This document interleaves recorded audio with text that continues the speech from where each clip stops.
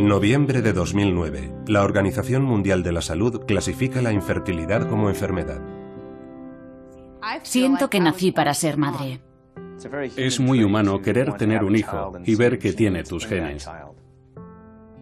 Siempre quise tener hijos y sabía que mi relación con una mujer no sería un impedimento. Pensé, debería quedarme embarazada. Me quedé de piedra. Dije, ¿qué?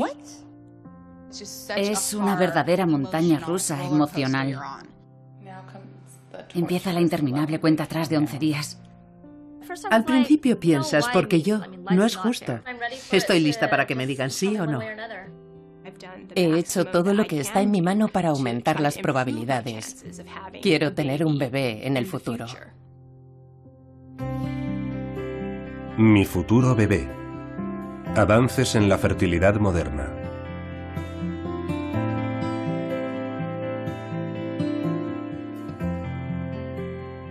Kim y Trevor llegaron a mi despacho con la misma ansiedad y frustración con la que vienen todos los pacientes el primer día.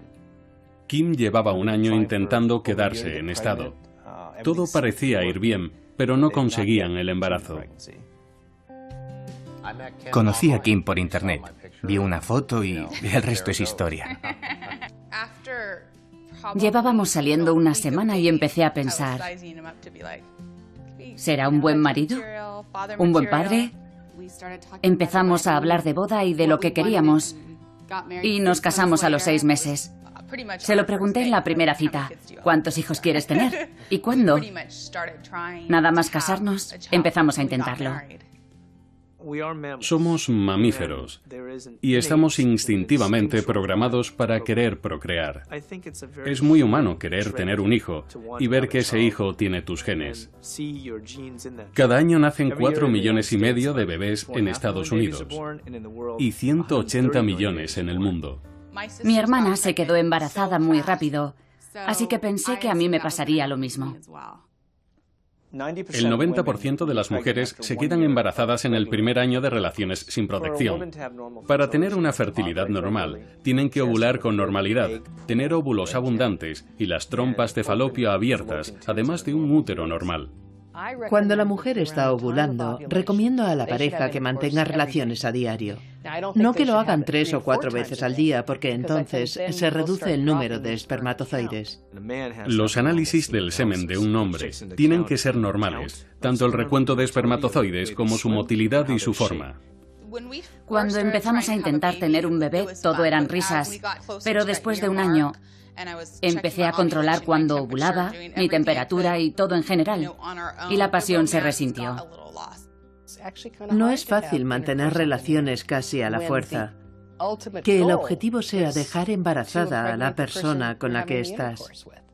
Es mucho estrés. El 15% de las personas en edad fértil tendrá problemas para concebir. Eso significa 7,3 millones en Estados Unidos y 186 millones en el mundo. Hablamos de infertilidad cuando una pareja lleva 12 meses intentando sin éxito concebir un bebé. Pero sinceramente, si estamos hablando de una persona de unos 35 años, sugiero que ese intervalo se reduzca a 6 meses. Cuando Kim y Trevor vinieron a mi consulta, su ginecólogo ya les había sugerido probar la inseminación intrauterina. Consiste en colocar un catéter plástico en el cuello del útero y depositar millones de espermatozoides en la cavidad uterina y trompas de falopio para fecundar un óvulo. Con la inseminación intrauterina se multiplica por 20 o 40 el número de espermatozoides que llega al útero y se asegura, en caso de que haya alguna complicación, que pasen al cuello del útero. La primera vez que lo intenté tenía esperanzas, la segunda ya no tantas y la tercera ninguna. Te sientes destrozada, sobrepasada. Es contra natura. Inseminación intrauterina. Tasa de éxito entre el 10 y el 20%. Tras conocerlos, llevamos a cabo varios análisis. El estudio del semen de Trevor resultó normal y la reserva de óvulos de Kim, un aspecto importante a tener en cuenta, era normal. Inspeccionamos su útero y encontramos varios fibromas, pero su ubicación no me preocupaba. Teníamos que decidir, otra inseminación intrauterina o fecundación in vitro. La fecundación in vitro es un término que describe una serie de pasos que lleva a la producción de embriones fuera del cuerpo. El objetivo es crear muchos embriones para aumentar la probabilidad de la fecundación. Como no todos los embriones son normales, si aumentamos su número, aumenta la probabilidad de que llegue al útero uno normal. Es joven y su reserva de óvulos normal. Tenía un 50% de posibilidades. Fecundación in vitro. Tasa de éxito 37% por ciclo. Queríamos probar un ciclo de in vitro. Las probabilidades jugaban a nuestro favor porque no nos encontraron nada raro y nos ilusionamos mucho. Empezamos el ciclo de fecundación in vitro al segundo o tercer día de la menstruación. Hacemos un ultrasonido, medimos los folículos ováricos restantes y extraemos sangre de la hormona folículo estimulante, que nos ayuda a determinar la reserva de óvulos y su función. Después aplacamos sus hormonas naturales, normalmente con píldoras anticonceptivas, y al cabo de 2 o 3 semanas pasamos a la siguiente fase: inyectar hormonas para inducir el crecimiento de óvulos. Yo intenté apoyarla al máximo. La acompañaba al médico, escuchaba todas las explicaciones y definiciones, intentando entenderlas. La primera vez que tuve que ponerme una inyección, no se separó de mi lado, y eso que odia las agujas. Las hormonas y los compuestos químicos tienen una enorme influencia en los cambios de humor y de ánimo, favorecen la depresión y la ansiedad. Es fundamental que la pareja sea muy sólida.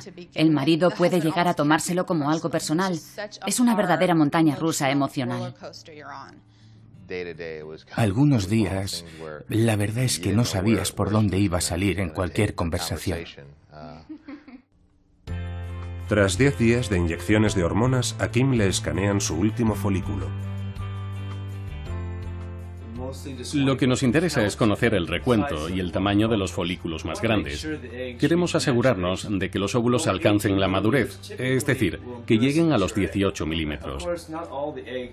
Está claro que no todos los óvulos maduran al mismo ritmo, así que nos vamos a concentrar en los que vayan a medir entre 20 y 22 milímetros. Y lo último en lo que nos fijamos es en el revestimiento uterino. Nos interesa un grosor de 8 milímetros y en el caso de Kimberly, de 12. ¿Y qué es? Donde se implantan los embriones. Ya. Los dejan ahí. Es donde crecen los bebés. Ah, vale.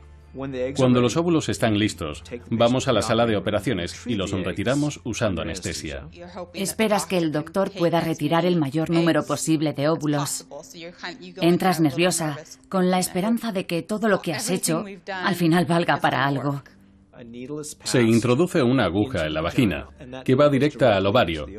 De hecho, veo cómo entra en el folículo del óvulo y cómo retira el fluido de ese folículo. Aquí tenemos una sonda de ultrasonidos que tiene la aguja arriba del todo. La voy a introducir para ver los folículos y a continuación succionaré el primer folículo para localizar el óvulo. Fíjate, estoy moviendo la aguja dentro del folículo, que es ese círculo negro. Succionaré el fluido. Entraré y saldré para sacar todo el fluido sin perder el óvulo.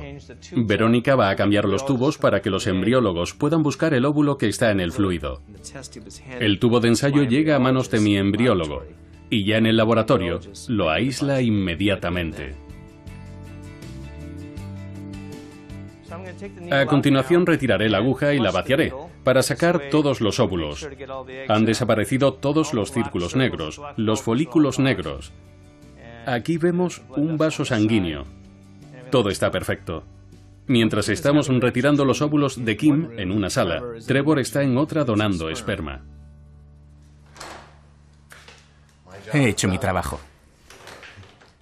Y en el laboratorio se juntan ambos componentes para crear un embrión. El laboratorio es fundamental en una clínica de fecundación in vitro porque es donde se emparejan los óvulos con los espermatozoides y donde se crean embriones potencialmente viables que con suerte se convertirán en bebés. En el laboratorio de fecundación in vitro se fecundan los óvulos mezclándolos con los espermatozoides en una placa de Petri o bien inyectando un espermatozoide en un óvulo. ICSI es una técnica que significa inyección intracitoplasmática y consiste en introducir en el citoplasma del óvulo un espermatozoide con una aguja muy fina para fecundarlo. Cuando se eligen los espermatozoides, es imposible saber si se está escogiendo uno bueno o malo.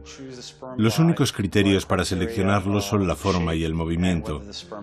Elegimos espermatozoides en movimiento porque estamos seguros de que están vivos. Tras fecundar los óvulos, los embriones crecen en el laboratorio entre 2 y 5 días. Es habitual llamar y preguntar, ¿qué tal están mis embriones?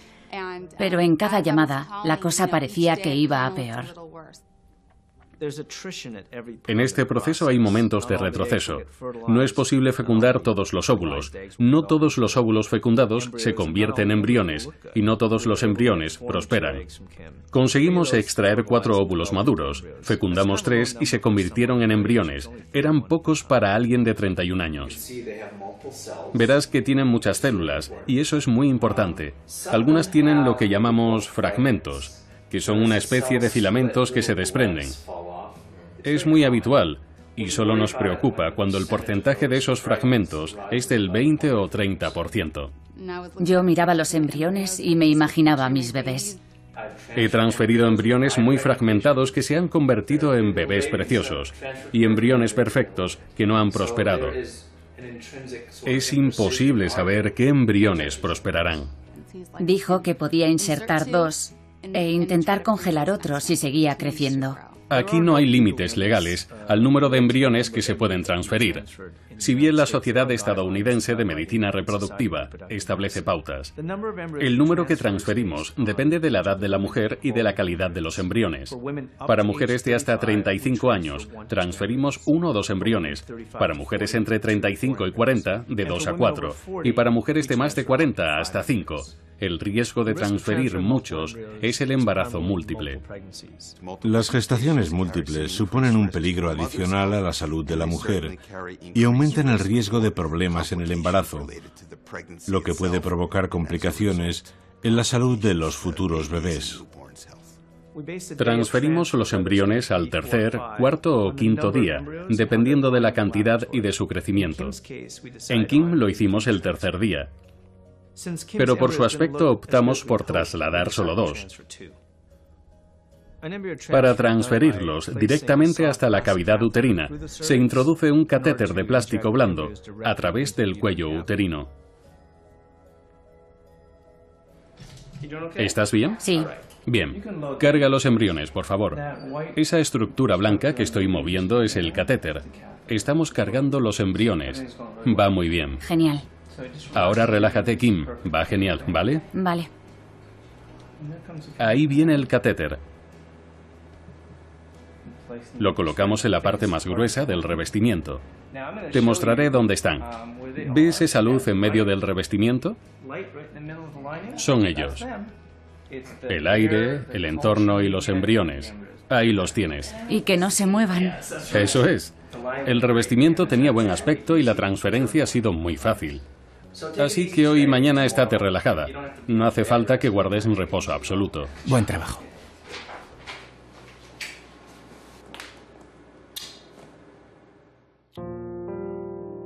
Nueve días más tarde, Kim y Trevor reciben los resultados del embarazo. Las pruebas hormonales nos informan sobre la naturaleza del embarazo. Si el número es bajo, resulta preocupante y puede que no sea viable. Si es alto, podrían ser gemelos. No podía esperar más. Hablé con la enfermera y me dijo que había malas noticias. Trevor estaba en el salón y me vio entrar llorando. Nunca había llorado de esa forma en toda mi vida. Estaba muy decepcionada. Era difícil, pero no tenía que haber pasado. Tiene 31 años y es raro que tuviera que recurrir a la in vitro. Cuando te llaman y te dicen que no, se te pasan muchos sentimientos por la cabeza y te planteas intentarlo otra vez o no. ¿Y qué vas a hacer a continuación?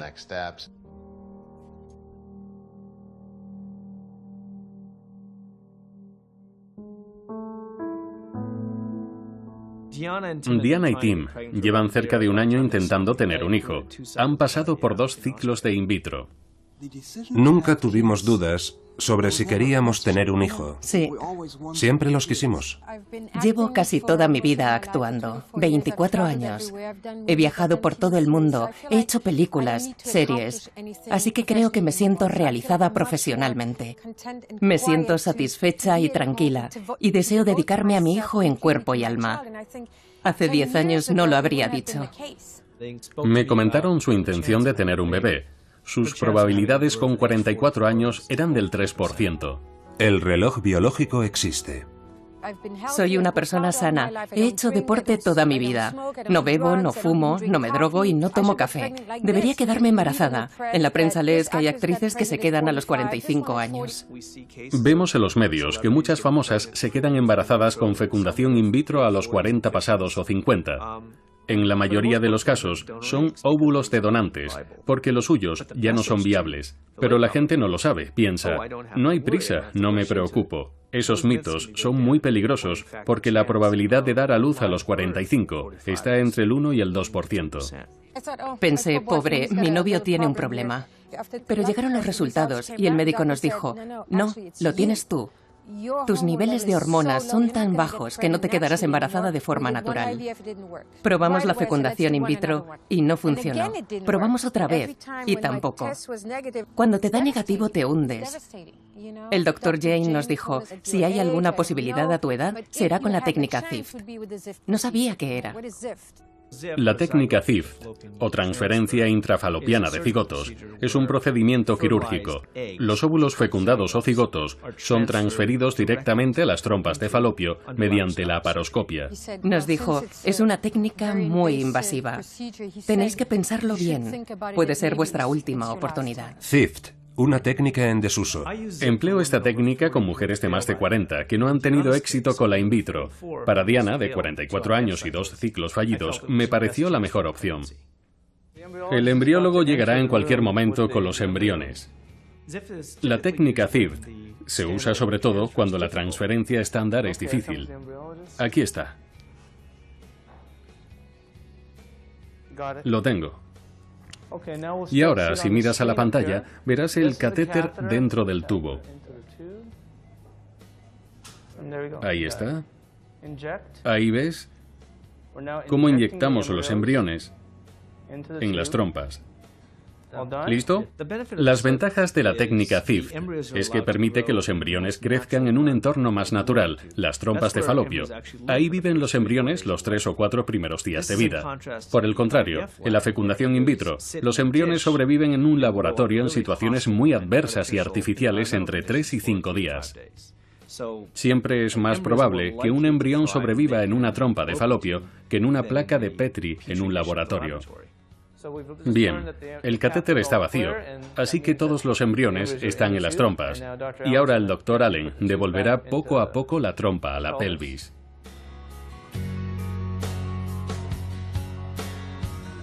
Ha ido genial. Perfecto. Una vez depositados los óvulos fecundados en las trompas de falopio, estos empiezan a dividirse, primero en 2 células y luego en 4 y en 8, y van bajando por las trompas de falopio. Crecen y finalmente se implantan en el útero. Se ha producido un embarazo. Me llamaron a las 3 de la tarde y estaba justo aquí. Me dijeron, Diana, enhorabuena, estás embarazada. No paré de llorar, fue muy emocionante. Aún no me lo creo. No me lo creo. Fue una sorpresa. Pensé que no cuajaría. Comunicárselo fue muy especial. Pero a los 44 años la probabilidad de alteraciones en los cromosomas del bebé es más alta. Los 35 años marcan el inicio de edad avanzada para tener hijos. Hay otras cuestiones a tener en cuenta con una madre de edad avanzada. Con la edad es más difícil que la mujer se quede embarazada. Y cuando se queda es más difícil mantenerlo, así que aumenta el riesgo de abortos. Pueden aumentar las complicaciones durante el embarazo, como tener la tensión alta o el azúcar elevado. A mayor edad, ligeramente mayor es la probabilidad de necesitar una cesárea. 16 semanas de embarazo. Diana acude a una amniocentesis. La amniocentesis es una prueba invasiva que solicitan las madres que desean un análisis de los cromosomas o del ADN del feto. Tienes una probabilidad de 1 entre 25 o 30 de que el feto tenga anomalías cromosómicas. Lo más probable es que no. Si lo piensas, es más o menos un 4% de riesgo. Es un niño. Lo sabía. Ahora intenta relajarte. Vas a sentir una pequeña varita que va a entrar en el saco amniótico, lejos de la cabeza del bebé. Lo estás haciendo genial. El líquido amniótico no es turbio. Te confirmo que el bebé viene bien. 5 meses más tarde, Diana da a luz a su bebé por cesárea. El amor que sientes por esa preciosidad, por ese ser humano tan pequeño, es indescriptible. Cuando miro a los ojos de mi bebé, veo mucho amor. Siento que el amor me desborda. Me desborda. Es tan pequeño. Tan pequeño.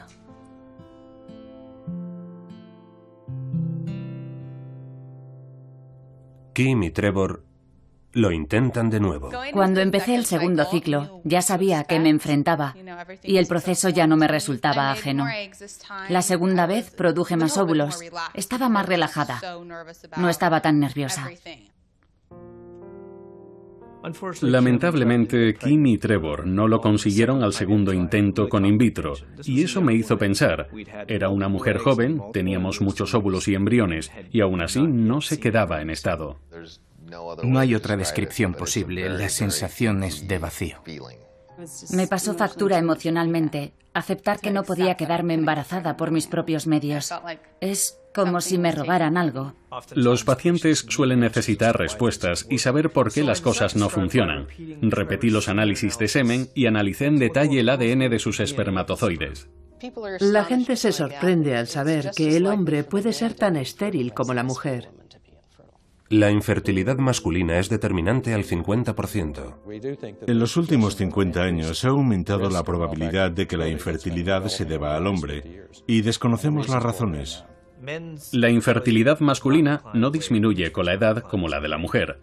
La prueba para medir su infertilidad es el análisis del semen. Si da resultados anómalos, hay que hacer otras pruebas, por ejemplo genéticas, en busca de cromosomas o genes anómalos, o pruebas de hormonas, ya que al igual que las mujeres, pueden tener anomalías. Y no olvidemos el examen de los órganos reproductores como los testículos, en busca de tumores, obstrucciones u otras anomalías. Si el problema está principalmente en los testículos, la solución es difícil, porque no hay medicamentos fiables para mejorar ese aspecto. Si el problema está en las hormonas que estimulan los testículos para generar testosterona, sí podemos conseguir que el hombre recupere esas hormonas. Podemos aumentar la producción de esperma y subir su testosterona. Podemos lograr que fecunde a su mujer con un recuento muy bajo de espermatozoides. La pista más determinante para saber si el proceso llegará a buen puerto es el nivel de daño del ADN en el espermatozoide. Fertilizar es combinar los 23 cromosomas del hombre, la mitad de su ADN, con los 23 del óvulo, la mitad del ADN de la mujer. Pensé que quizá era cosa mía y de hecho llegué a desearlo por cómo lo estaba pasando. No quería que Kim sintiera que estaba pasando por esto ella sola. Análisis del ADN del esperma de Trevor. Resultado normal. Era el momento de darse un tiempo. Kim había tenido muchas emociones. Le recomendé que acudiera a la medicina tradicional china para reducir sus niveles de estrés y recuperar la armonía del cuerpo y de la mente. La medicina tradicional china cree que el cuerpo tiene una capacidad innata de autocuración. Es un arte muy antiguo, una ciencia médica que existe desde hace 4.000 o 5.000 años. Al tratar la infertilidad, intentamos fortalecer los ovarios, ayudar al cuerpo a ser más sensible a las funciones de sus órganos, a la producción de sus hormonas y a sus secreciones. ¿Cómo te sientes? Bien. Muy bien. Ahora dejaré que te relajes. Vas a descansar unos 30 minutos. El estrés juega un papel fundamental en la infertilidad. Cuando tu cuerpo está en un estado relajado, es más fácil que te quedes embarazada. Tras la acupuntura y el enfoque oriental de la medicina, sentí que mi cuerpo estaba listo para concebir un bebé y yo para llevarlo dentro. En su tercer ciclo sugerí que usáramos comprimidos para la fertilidad, un formato que ayuda a conseguir 1 o 2 óvulos. Lo intentamos porque era mucho más sencillo. Avísame en cualquier momento si te sientes incómoda. Dime si sientes algún dolor o alguna molestia. Vale.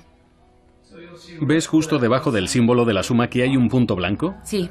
Ese es el embrión en el revestimiento. Ya está. Lo has hecho muy bien. ¿Estás bien? Sí. Mucha suerte. Buen trabajo. Gracias. ¿Te has sentido incómoda? No. Empieza la interminable cuenta atrás de 11 días. Kim no se quedó embarazada con el tercer ciclo y decidió distanciarse. Trevor empezó a llamarme más que antes, a escuchar las noticias de primera mano y a decírselas a ella. Kim había intentado de 1000 maneras quedarse embarazada y estaba agotada. Después del tercer ciclo, aquella misma noche, decidí que no quería volver a hacerlo porque me parecía inútil. Yo me sentía inútil. Sentía que... no sé. Que ya. Queríamos pasar página, pero no éramos capaces de cerrar aquel capítulo de nuestra vida. No había salido bien. Cuando una paciente no se queda embarazada, se siente muy mal porque han pasado por muchas cosas. Y a menudo el siguiente paso es buscar dentro de uno mismo el tiempo, los recursos emocionales, los recursos financieros para intentarlo de nuevo. La gente alberga muchas esperanzas porque hoy en día hay grandes avances tecnológicos y muchas formas de crear vida. Pero al mismo tiempo, no hay que olvidar el desengaño, el desánimo, la frustración, la rabia y otros sentimientos inherentes a este proceso. Vale, no lo conseguimos de forma natural, pero tampoco podíamos arruinarnos, así que vuelta a empezar.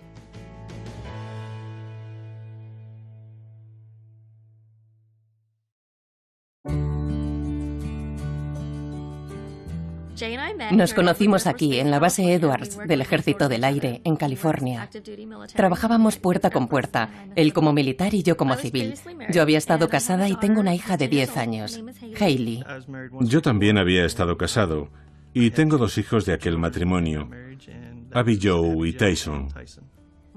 Tenemos una relación fantástica y un matrimonio maravilloso, y nos gustaría traer más niños a esta casa. Llevamos unos 3 años buscándolo.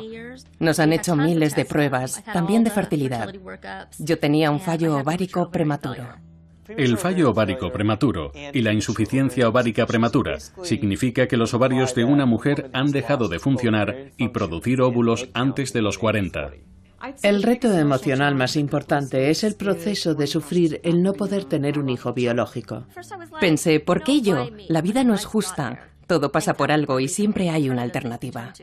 Donación de óvulos. La donación de óvulos, de esperma, la gestación subrogada, son ejemplos de reproducción asistida. Las leyes sobre reproducción asistida no son iguales en todo el mundo. Estados Unidos ofrece la mayor cantidad de servicios. Las mujeres que ya no tienen óvulos de calidad buscan un donante para quedarse embarazadas. La mayoría de las donantes tienen cerca de 20 años y muchos óvulos de calidad. Trabajo con unas 60 o 70 agencias y en total podemos estar hablando de unas 14.000 donantes de óvulos. Los índices de natalidad a partir de donaciones de óvulos son muy altos. Cuando se transfieren los embriones, hay un 55% de probabilidad de éxito. Coste de la donación entre $25.000 y $35.000. Buscas a alguien que se parezca a ti, pelo rubio, ojos azules, pero al final lo que quieres es que el bebé venga sano. La gente viene buscando sobre todo a alguien despierto y con energía. No llegamos a conocer al donante en persona. Es un sistema anónimo. Sí hemos visto fotos de ella. Nos interesó mucho su punto de vista sobre determinadas cuestiones vitales. Los donantes tienen que pasar por un proceso de pruebas muy extenso, incluyendo pruebas genéticas, pruebas psicológicas y un análisis completo de enfermedades infecciosas. Creemos que es un proceso relativamente seguro. No está exento de riesgos, pero tiene pocos. El principal riesgo para una donante de óvulos es que desarrolle el síndrome de hiperestimulación ovárica, pudiendo requerir hospitalización. Para la futura madre, el riesgo es el embarazo múltiple, porque los embriones procedentes de donantes de órganos son muy potentes. La Sociedad Estadounidense de Medicina Reproductiva recomienda que solo se transfiera un embrión de calidad en los casos de donación. Hay que decidir cuántos óvulos transferimos. Las pautas aconsejan un blastocito, un embrión en su quinto día. Si transferimos uno, la probabilidad es del 50%. Ese embrión en estado avanzado tiene un 50% de posibilidades de sobrevivir. Si transferimos dos, la probabilidad aumenta, pero pueden nacer gemelos. Podemos transferir un par de embriones porque los blastocitos están en una fase temprana y por la reserva de embriones viables congelados. Bien. Pero prefiero que os lo penséis. Me paso en un rato y me lo decís. Para mejorar las probabilidades, Brandy y Jay decidieron transferir 2 embriones. ¿Ves el punto blanco? Sí. ¿Ves cómo se mueve? Son ellos. 7 días más tarde, Brandy se hace una prueba de embarazo. Estoy lista para que me digan sí o no. Hola, Brandy y Jay, ¿cómo estáis? Bien, nerviosos. ¿Y tú? Ya me imagino. Sé que la espera puede ser agotadora. Lo es. Pero tengo buenas noticias. ¿En serio? Sí. ¿Estás embarazada? Dios mío. Sí, Jay, estás embarazado. Se quedó embarazada de un bebé, algo positivo para ella y para la salud de la criatura. Los embriones restantes los congelamos. Si tuviéramos la oportunidad de hablar con el donante, le diríamos lo agradecidos que estamos. Le agradeceríamos el que fuera capaz de hacernos un regalo que nosotros no podíamos conseguir por nuestros medios. Estará en nuestros corazones durante la educación de nuestro bebé. Donación de esperma. La donación de esperma es otra opción de reproducción asistida. En 1975 no existía la fecundación in vitro, la inyección intracitoplasmática u otras técnicas de reproducción asistida, ni siquiera la inseminación intrauterina. Venían muchas parejas a mi consulta y al otro lado de la mesa, ella le miraba a él con lágrimas en los ojos y con rabia, como diciendo, «Nunca seré madre porque estoy casada contigo». Y poco podía hacer yo por aquellos hombres. Y empecé a pensar en la donación. Un tubo de esperma de donante cuesta entre $350 y $700. En Estados Unidos hay varias empresas de donación de esperma, pero solo 2 o 3 destacadas y bien establecidas. Podemos hablar de 30.000 muestras todos los años en todo el mundo, incluyendo todos los estados de Estados Unidos, 28 países, personas anónimas y donantes directos. El 40% de los clientes son parejas heterosexuales estériles, un 35% son parejas de mujeres lesbianas y un 25% madres solteras. La sociedad está aceptando cada vez mejor los bancos de esperma como alternativa a la concepción para mujeres solteras y parejas de lesbianas. Siempre me han gustado los niños y siempre he tenido claro que quería tener hijos llegado el momento. Optar por ser madre soltera no significa que no confíe en que un día conoceré a un hombre con el que me quiera casar, pero como cualquier mujer, tengo un reloj biológico y he tenido que tomar esta decisión para tener un bebé. Siempre había querido tener hijos y sabía que mantener una relación con una mujer no sería un impedimento. Ella deseaba quedarse embarazada físicamente, y ese no era mi caso. Yo solo tenía el deseo de ser madre. Hace 10 años ni siquiera sabía que recurrir a un donante de esperma era una posibilidad para convertirme en madre. Tengo una familia distinta de otras. Tenemos unos 300 donantes disponibles en cualquier momento. Los reclutamos en los campos de UCLA, Stanford, MIT y Harvard y les pedimos que pasen por una estricta serie de pruebas. Eso significa facilitar el historial médico de 3 generaciones de su familia, someterse a pruebas genéticas y análisis periódicos de sangre y, como no, analizamos su semen. Es imprescindible que tengan semen de calidad. Por cada donante que aceptamos, rechazamos a 999. Al final restringí mis preferencias a 9 donantes. Uno de ellos me pareció más maduro, con los pies más en la tierra. Recuerdo que quería ser médico. Buscábamos a alguien que tuviera un bagaje similar al mío. Así, de alguna manera, el niño tendría una combinación de ambas. Encontramos a un donante que parecía perfecto.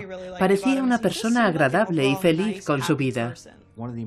Damos mucha importancia a que los donantes no vean este programa como una forma de ganar dinero rápido. Se trata de ayudar a alguien a crear vida. Queremos que entiendan que no se trata de que a lo mejor tienen descendencia, sino de cuándo tendrán descendencia, y que puede que dentro de 18 o 20 años esos hijos quieran ponerse en contacto con ellos. Es importante que entiendan las consecuencias de sus hechos. El donante de esperma tendrá entre 10 y 40 descendientes. Quiero a Gavin tanto como cualquier otro progenitor quiere a su hijo.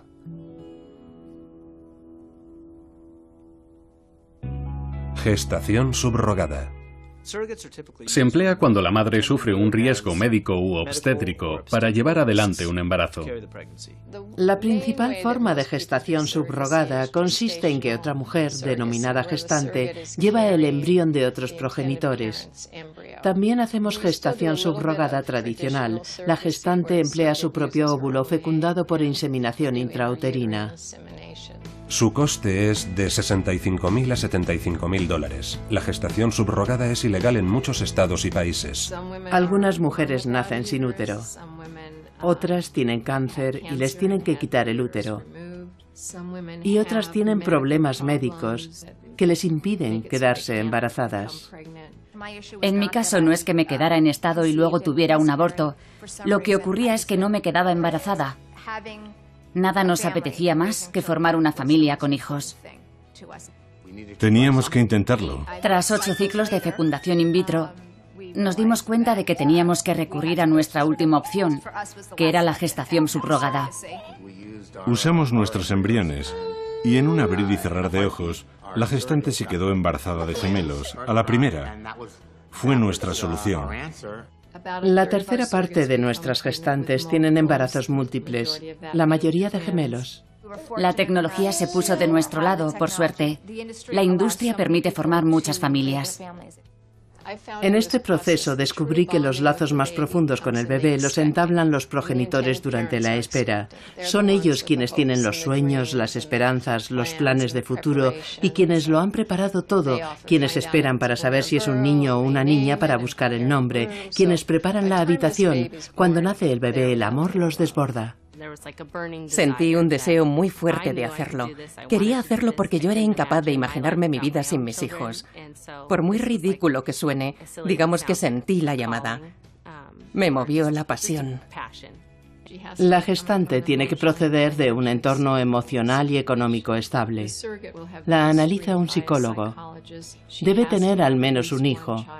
Tiene que haber tenido un embarazo sin grandes riesgos. No es fumadora.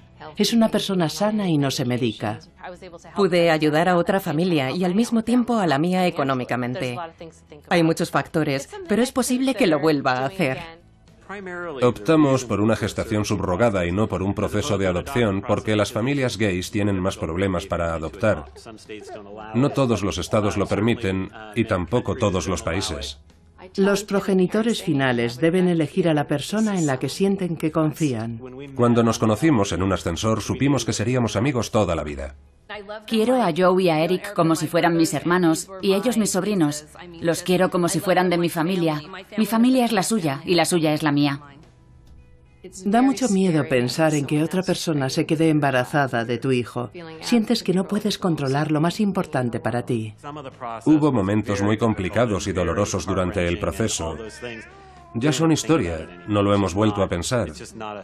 Estamos disfrutando de la oportunidad de tener la familia que siempre habíamos deseado.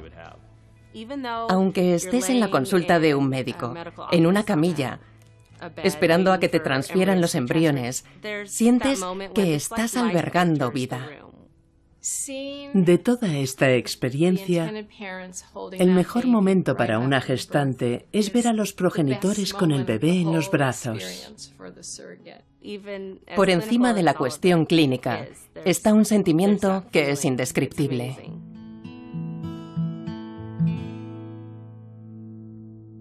Kim y Trevor lo siguen intentando. Es una persona decidida y constante. Volverá a ponerse de pie y a intentarlo. Me tomé mi tiempo porque no recordaba la última vez que una mujer de 31 años no se había quedado embarazada tras pasar 3 ciclos de in vitro. El diagnóstico de infertilidad inexplicable es frustrante y no lo entendemos. Creo que me habría sentido mejor si el doctor me hubiera dado un diagnóstico de algo curable, tipo, esto es lo que falla y podemos curarlo. Infertilidad inexplicable describe a una pareja estéril cuyos análisis de fertilidad son normales. En el caso de la mujer, sigue ovulando. Las trompas de falopio están abiertas y tiene suficientes óvulos. Y en el caso del varón, los análisis de semen son normales.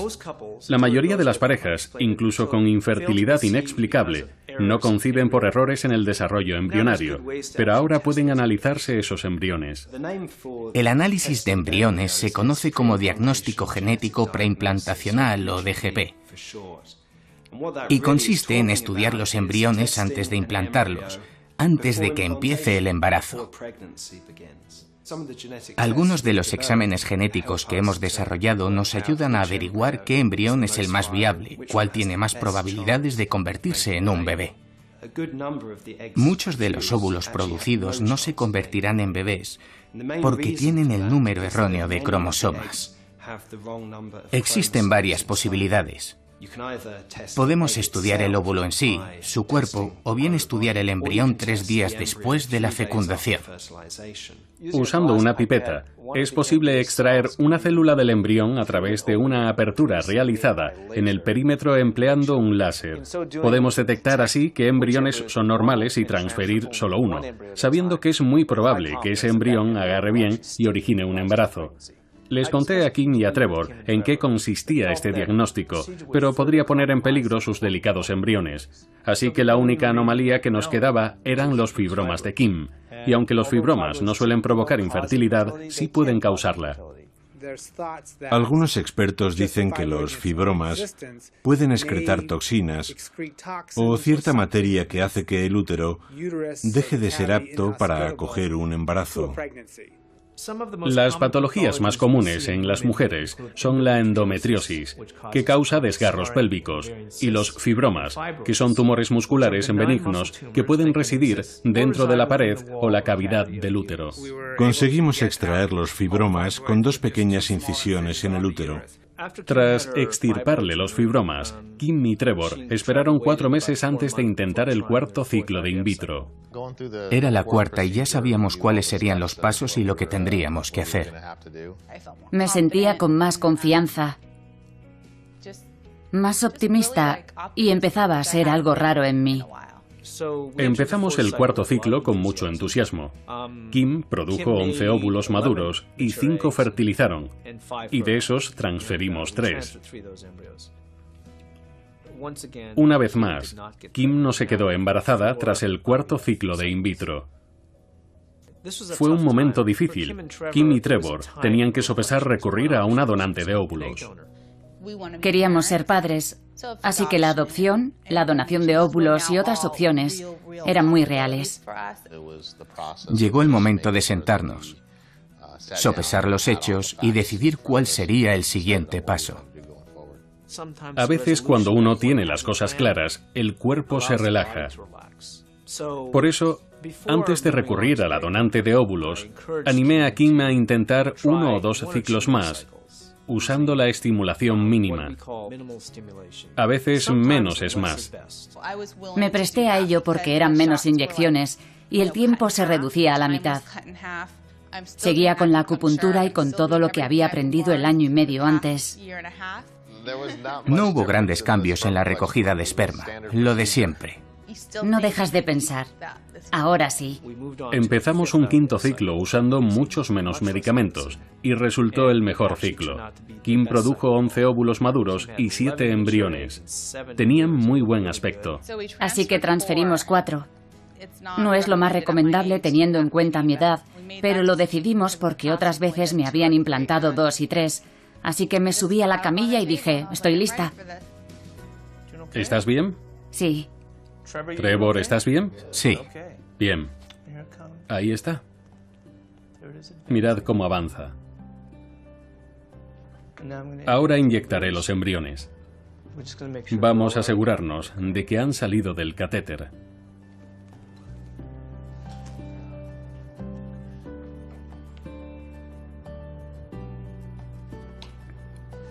Crucemos los dedos, ¿vale?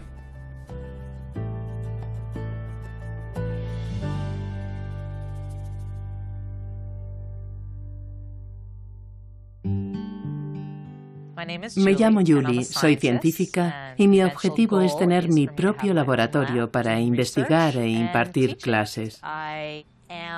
Tengo genes BRCA1, lo que significa que tengo una mutación del gen del cáncer de pecho y de ovarios. Mi madre tuvo cáncer de ovarios. Su tía materna tuvo cáncer de ovarios y su prima primera tuvo cáncer de pecho. Además, al ser judías que nací, ya tienes un riesgo potencial. El gen BRCA es un gen que tenemos todas las personas y tiene una función: reparar el daño del ADN. Cuando hay una mutación en el gen, el ADN no se repara y eso lleva a un hipercrecimiento de ese tejido, lo cual provoca el cáncer. El tejido del pecho y de los ovarios parece especialmente vulnerable, así que podemos estar hablando de un riesgo de cáncer de pecho del 80% y de cáncer de ovarios del 40%. Mi madre era mi mejor amiga. Estábamos muy unidas. Cuando le diagnosticaron cáncer de ovarios fue un momento muy difícil porque vi cómo luchaba contra la enfermedad y moría por culpa de ella. La echo de menos. Julie está participando en mi estudio de BRCA. El objetivo del estudio es determinar si podemos seleccionar óvulos que no tengan la mutación BRCA. Esperamos poder hacerlo eliminando el cuerpo polar del óvulo. El cuerpo polar es la bolsa de cromosomas que es descartada por el óvulo. La idea es que si la mutación del BRCA está en un cromosoma que ha sido descartado en el cuerpo polar, entonces es posible usar el resto del óvulo para crear un embrión sano carente de la mutación BRCA. En el futuro esperamos saber diferenciar qué óvulos tienen la mutación y cuáles no, y usar solo los que no la tienen para crear bebés sanos y erradicar el cáncer de pecho de ese árbol genealógico. Quiero sentirme fuerte, quiero controlar mi salud y ayudar a otras mujeres. A las mujeres que tienen mutación BRCA, como Julie, se les recomienda que se hagan una mastectomía y que se extirpen los ovarios para eliminar la posibilidad de sufrir cáncer de ovarios y para eliminar la fuente de estrógenos. El estrógeno es un inductor del cáncer de pecho. Lamentablemente, extirpar los ovarios también supone eliminar la posibilidad de tener hijos. Son decisiones médicas importantes y son muchas las mujeres que tienen que tomarlas. Como sucede con cualquier situación de estrés, cada persona afronta esta decisión de manera distinta. Algunas personas actúan inmediatamente, se operan y pasan página. A otras les afecta en su vida cotidiana. Julie está viviendo la vida, sigue su carrera, persigue sus objetivos y su actitud es proactiva. Lo tengo claro. Optaré por la cirugía preventiva. Me extirparé los ovarios y me haré una mastectomía. El útero se queda en su sitio, así que si se le transfiere un embrión al útero, Julie podría llevar adelante un embarazo. Por eso es muy importante que congele sus óvulos antes de que le extirpen los ovarios. Esa decisión podría permitirle tener un hijo biológico en el futuro. Los hombres pueden congelar su esperma desde hace 50 años, mientras que las mujeres no han podido disfrutar del derecho biológico a preservar sus óvulos porque no existía esa tecnología. Pero ahora sí. Congelación de óvulos. Es una técnica experimental que permite a las mujeres conservarlos hasta que deseen quedarse embarazadas.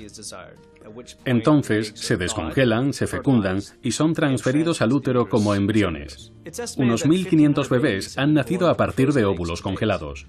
La Sociedad Estadounidense de Medicina Reproductiva considera que es una técnica experimental. Creemos que tiene futuro, pero hay que demostrar que su uso se puede generalizar. Basándome en mis estudios, creo que Julie tiene un 50% de probabilidades de tener un hijo a partir de sus óvulos congelados. Es una mujer fértil de menos de 35 años. Julie produjo 20 óvulos maduros, que dividimos en 10 óvulos para ella y otros en 10 para el estudio. Aunque solo va a disponer de un intento para quedarse embarazada con esos 10 óvulos. Creo que esta técnica es fantástica, porque me permite transmitir una parte de mí misma. La congelación de óvulos se creó pensando en las pacientes con cáncer, pero gracias a los avances, cada vez más mujeres lo utilizan para retrasar el embarazo. Ser abogada tiene muchas cosas positivas. Sin embargo, es un camino en el que tienes que renunciar a muchas cosas. Entre otras, a tener hijos pronto. Sabía que mi reloj biológico estaba ahí. Sabía que a los 32 o 33 años me acercaba al final de los mejores años fértiles de mi vida. La congelación de óvulos puede suponer una revolución social. La cuestión de los hijos siempre está presente en cualquier relación, y las mujeres toman muchas decisiones profesionales y personales a partir de esa cuestión. Me quiero casar con un hombre que se comprometa a ser un buen padre y marido. Los riesgos de la congelación de óvulos son mínimos, y es una opción viable para muchas mujeres. Les da la posibilidad de tener hijos en el futuro, y eso es lo que me preocupa, que es una posibilidad, no una garantía. Me preocupa que algunas mujeres lo vean como una garantía y tomen decisiones basándose en eso. El éxito depende de la edad de la mujer y del momento de la congelación. Creo que al congelar los óvulos he hecho todo lo que está en mi mano para mejorar las probabilidades de tener un bebé en el futuro. Es un momento fantástico para trabajar. Las tecnologías del futuro son muy prometedoras y han avanzado mucho en 30 años. Es maravilloso ayudar a traer un niño al mundo. En algunos aspectos el futuro no tiene límites. Todos tenemos una imagen mental de cómo queremos que sea nuestra familia. Te sientes verdaderamente generoso al ayudar a alguien a formar una familia. Ayudamos a concebir a las personas cuya naturaleza no se lo ha permitido. Es el mejor uso de estas tecnologías. Desde 1978, 5 millones de niños han nacido gracias a la reproducción asistida. Mis enfermeras se encargan de llamar a los pacientes para informarles de los resultados de sus pruebas de embarazo, positivas y negativas, pero en el caso de Kim decidí llamarla yo. Cuando el Dr. Jane me dio la noticia, le dije, cállate, como diciendo, ¿qué me estás contando? Estaba eufórica, exultante, descontrolada, tremendamente feliz. Te la podías imaginar sonriendo. Cuando me dijo que estaba embarazada, fui incapaz de repetirlo, porque esas palabras me sonaban muy ajenas. Hemos pasado por 3 intentos de inseminación intrauterina y 5 in vitro. Llevo 2 años intentándolo. Y ahora estoy de 10 semanas y media. Genial. Es algo que ha estado presente siempre, desde que éramos novios y durante todo nuestro matrimonio. Decíamos, vamos a buscar el bebé.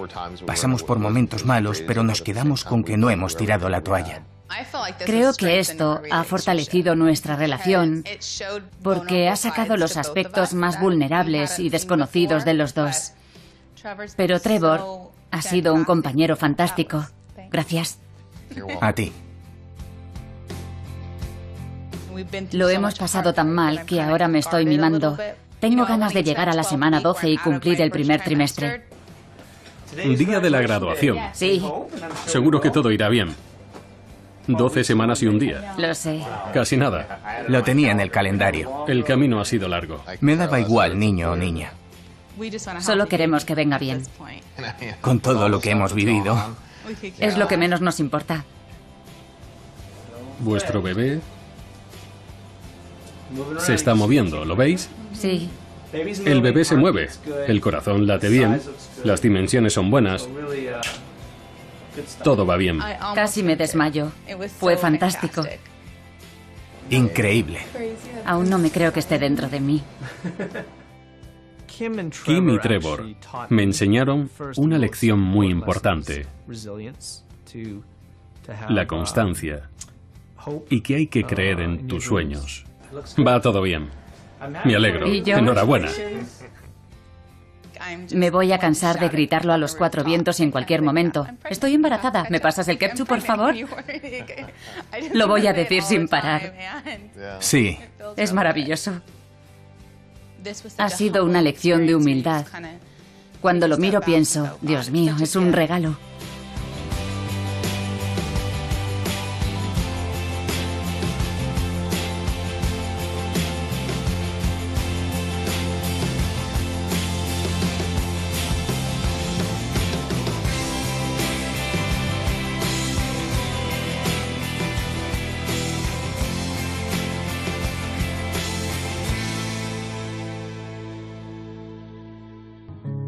You can dream of me.